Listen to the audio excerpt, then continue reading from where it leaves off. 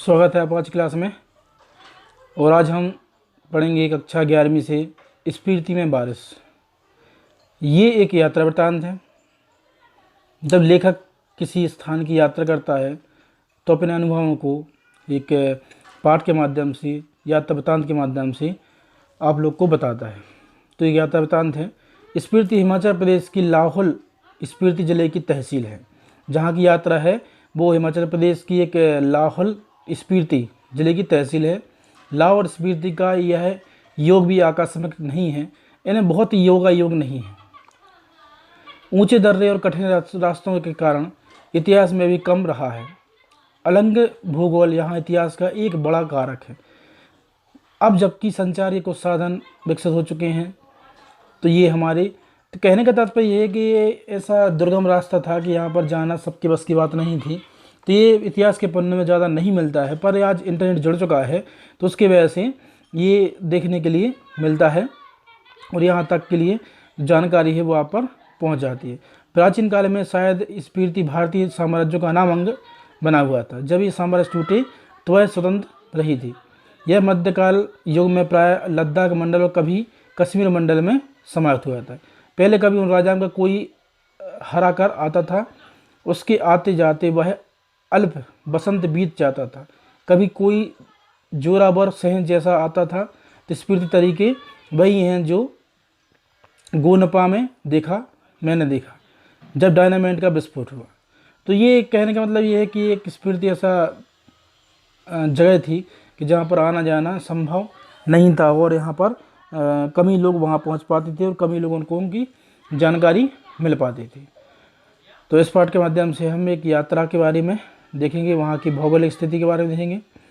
चलिए अब देखते हैं। हुआ तो लाहौली हदस कर आँख बंद कर चाकमा का तना पकड़कर या एक दूसरे को पकड़कर बैठ गए। जब धमाका गुजर गया तो डरते डरते आँखें खोलकर बैठे।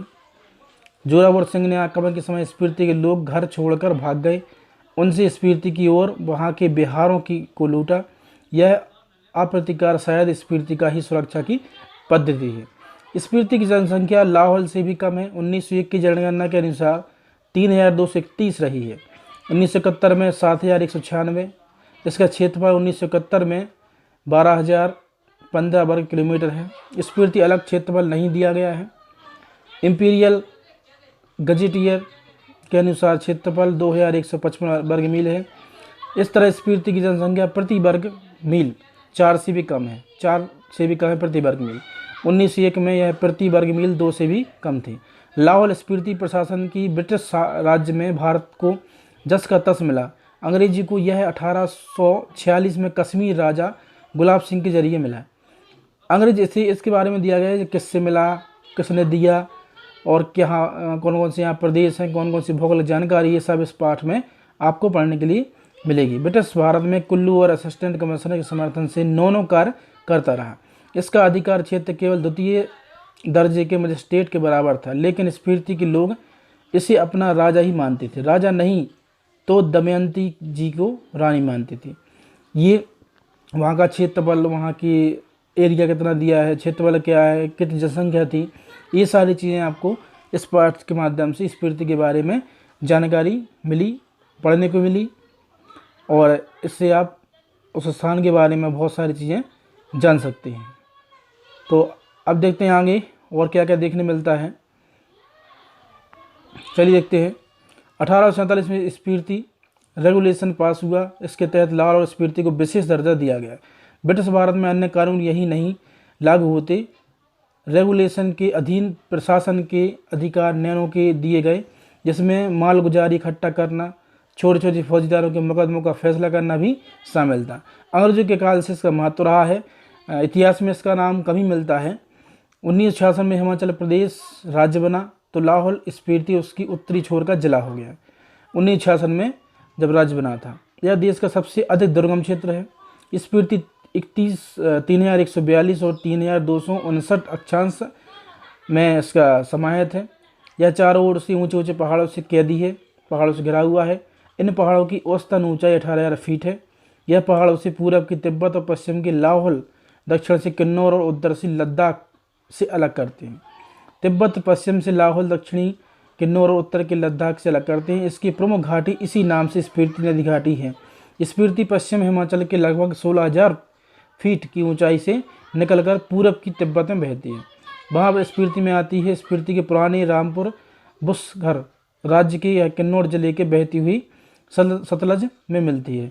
मेरी इस स्पीति नदी की प्रीति है, यानी इनका उस नदी से स्नेह है। स्पीति के अलावा पिन की घाटी प्रसिद्ध है। मान भाई के इसका किस्सा सुना है, अत्यंत बीहड़ और वीरान है।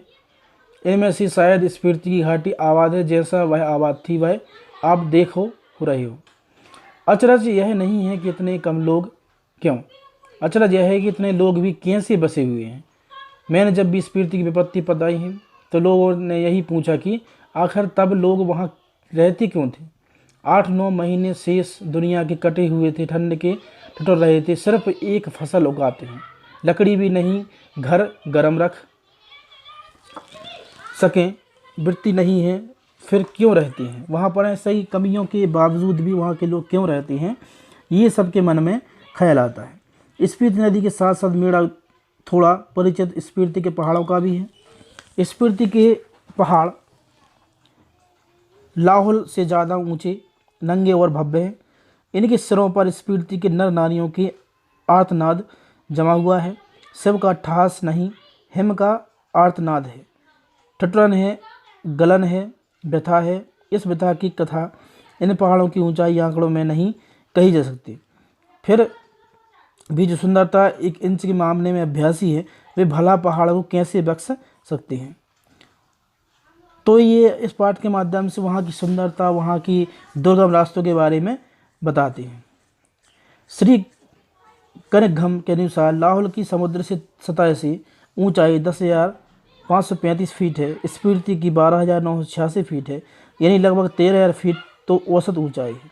मध्य हिमाचल में जो श्रेणियाँ स्पीति से को घेरे हुए हैं, उनमें से जो उत्तर में हैं उसे बारालचा श्रेणियों के विस्तार समझें।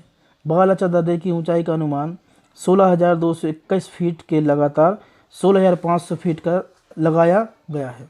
इस पर्वत श्रेणी में 2 चोटियां की ऊंचाई 21,000 फीट से अधिक है।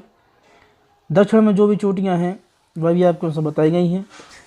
ये वहाँ का भौगोलिक जानकारी आपको देखने के लिए, समझने के लिए वहाँ की भौगोलिक जानकारी आपको मिल रही है। इस जानकारी अनुसार ही आप वहाँ की सुंदरता, वहाँ के दुर्गम रास्ते, वहाँ की माहौल के बारे में समझ सकते हैं। चलिए और आगे देखते हैं कि और वहाँ पर क्या क्या देखने के लिए मिलता है। श्रेणी कही जाती है, इसका क्या अर्थ है। कहीं वह बौद्धों के माने मंत्र के नाम पर तो नहीं है। ओ मणि पद में हूँ, इनका बीज मंत्र है, इनका बड़ा महत्व है। इसे संक्षेप माने कहते हैं। कहीं इस श्रेणी के नाम इस माने के नाम पर तो नहीं है, अगर नहीं है तो करने जैसा है। यहाँ इन पहाड़ियों में माने का इतना जाप हुआ है कि नाम उन श्रेणियों को दे डालना ही सहज है। इसके पार ब्रह्मा हिमालय दिखता है। इसकी एक चोटी 23,064 फीट ऊंची बताई जाती है। इसमें कई चोटियां हैं 20,000 फीट से अधिक ऊंची हैं। मैं ऊंचाई के माप चक्कर में नहीं हूँ, ना इनसे होड़ लगाने के पक्ष में हूँ। भाई एक बार लो सर, इसमें बहुत सारी चोटियाँ, पहाड़ियाँ और बहुत ही ऊंची ऊंची चीज़ें हैं, बहुत ही ऊंची ऊंची चोटियाँ, पहाड़ियाँ हैं। ये सारी जानकारी जो है आपको वहाँ स्पीति अगर आप घूमने जाते हो तो ये सारी जानकारी मिलेंगी। आज भले ही उस जानकारियों को पहले नहीं देख पाते थे, पर आज हम उनको देख भी सकते हैं, समझ भी सकते हैं, इंटरनेट के माध्यम से देख भी सकते हैं और वहाँ जा भी सकते हैं। पर ये उस समय की बात है जब वहाँ पर ना तो फ़ोन चलते थे ना इंटरनेट चलता था, और वहाँ पर जाना जो है अत्यंत दुर्गम था, रास्ते भी दुर्गम थे, वहाँ पर जाना कठिन था। लाहौल की तरह स्पीति भी 2 ऋतुएं होती हैं। कहीं मैंने षड ऋतुओं का बखान किया है, वह अभ्यास दोष के कारण है। जून से सितंबर तक एक अल्पकालीन बसंत ऋतु है, शेष बस शीत ऋतु होती है। तो जहाँ भी पहाड़ होते हैं वहाँ पर ऋतुएं ज़्यादा नहीं होती है, वहाँ पर मैक्सिमम समय तो वहाँ पर ठंडी रहती है। तो उसी वजह से इन्होंने 2 ऋतुओं के बारे में बताया है। शेष वर्ष शीत ऋतु होती है। बसंत में जुलाई में औसत तापमान 15 अंश सेल्सियस होता है। शीत में जनवरी के औसत तापमान 8 रिकॉर्ड किया गया है। औसत से कुछ अंदाज नहीं लगता। बसंत के दिन गर्म होते हैं, रात ठंडी होती हैं। शीत में क्या होता है इसकी कल्पना ही नहीं की जा सकती, कभी रहकर देखा जा सकता है। तो स्पीति ऐसा स्थान है कि जहाँ पर बहुत मौसम का एक ऐसा फेरबदल होता है, तो वहाँ पर रहना कठिन हो जाता है। स्पीति में बसंत लाहौल से भी कम दिनों का होता है। बसंत में भी यहाँ फूल नहीं खिलते, ना हरियाली आती है, ना वह गंध होती है। दिसंबर से घाटी में फिर बर्फ़ पड़ने लगती है, अप्रैल मई तक रहती है। यहाँ ठंडक भी लाहौल से ज़्यादा पड़ती है। नदी नाले सब जम जाते हैं, हवाएं तेज चलती हैं। मुँह हाथ और जो खुले अंग हैं उनसे जैसी सूल की तरह चुभती है। स्पीति में लाहौल से भी कम वर्षा होती है। मध्य हिमालय मानसून की पहुंच से परे है। कालिदास को अपने ऋतु संहार में यहाँ वर्षा का तो संहार ही नहीं करना पड़ेगा। कालिदास में वर्षा का क्या ठाठ है। यह वर्षा वर्णन इस प्रकार शुरू हुआ है, तो इसमें बताया गया है किस प्रकार शुरू हुआ है। तो हम आगे देखते हैं। प्रिय जल की फुहारों में भरे बादलों के मतवाले हाथी पर चढ़ा हुआ है। चमकती हुई बिजलियाँ की झाड़ियों में फहराता हुआ, बादलों की गरज नगाड़े बजाता हुआ, यह कामी जनों के प्रिय पावस राजाओं का सा बनकर आ पहुँचा। यह पावस यहाँ नहीं पहुँचता है, कालिदास की वर्षा का शोभा बताता है। स्फीति में बहुत सारी चीज़ें ऐसी होती हैं जो अकल्पनीय हैं। अगर कालिदास यहाँ आकर रहे तो अपने बहुत से सुंदर गुणों से सुहानी लगने वाली ऋतुओं का जी खिलाने वाली, पेड़ों की टहनियाँ और बेलों की सच्ची सखी और सभी जीवों की प्राण बनी हुई वर्षा ऋतु अपने मन में सब सांधें पूरी करें। तो शायद स्फीति के नर नारी यही पूछेंगे कि वह देवता कौन है, कहाँ रहता है, यहाँ क्यों नहीं आता। स्फीति में कभी कभी बारिश होती है। वर्षा ऋतु यहाँ मन की साध पूरी नहीं करती। धरती सूखी ठंडी और बंधा रहती है। स्फीति में साल में एक फसल होती है। मुख्य फसलें 2 किस्म की, जौ, गेहूँ, मटर और सरसों होती हैं। इसमें ये फसल बताई गई वहाँ की कौन सी फसलें होती हैं, कौन कौन सी फसलें वहाँ पाई जाती हैं। इनमें से भी जौ मुख्य है। सिंचाई का साधन पहाड़ों से आ रहे नाले हैं और उन पर बनाए पुल हैं, जो वहाँ पर पुल बनाते हैं, उनके माध्यम से वहाँ पर सिंचाई और वहाँ पर खेती की जाती है।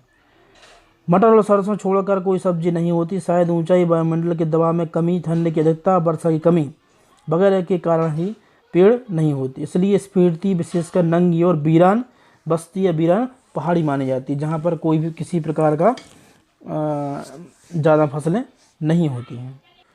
वर्षा एक घटना है, यह सुखद संयोग है। हम काजा के डांग बंगले में सो रहे थे तो लगा कि कोई खिड़की खड़का रहा है। आधी रात का ये पिछला पहर है। इस समय कौन है। लेप की जो तेज की खिड़की का एक पल्ला खोला तो तेज हवाओं का झोंका मुँह और हाथ में जैसे छीनने लगा। मैंने पल्ला बढ़ा दिया, उसकी आड़ में देखने लगा। देखा कि बारिश हो रही है। मैं उसे देख नहीं रहा हूँ। अंधेरा, ठंड और हवा का झोंका आ रहा है, जैसे बर्फ़ का अंश लिए तुषार जैसी बूंदें पड़ रही हैं, जैसे नगाड़े की थाप पड़ रही है, दुख छेन को हवा बज रही है, महाशंख की घाटी तैर रही है। स्फीति की वर्षा की करी हो रही है। ठंड कमरे में ठंड बढ़ रही है और बिस्तर में पड़ा मालूम नहीं कब सो गया। सुबह उठा, चाय पीते स्फीति की लोग कह रहे थे हमारी यात्रा सुबह है। स्फीति में बहुत दिनों बाद बारिश हुई। ये वहाँ का वातावरण है, वहाँ की माहौल है कि वहाँ पर कैसा माहौल होता है, कैसे लोग रहते हैं, कैसे वहाँ पर भौगोलिक स्थिति है। ये सारी चीज़ें जो हैं हमने इस पाठ के माध्यम से जानी और समझी।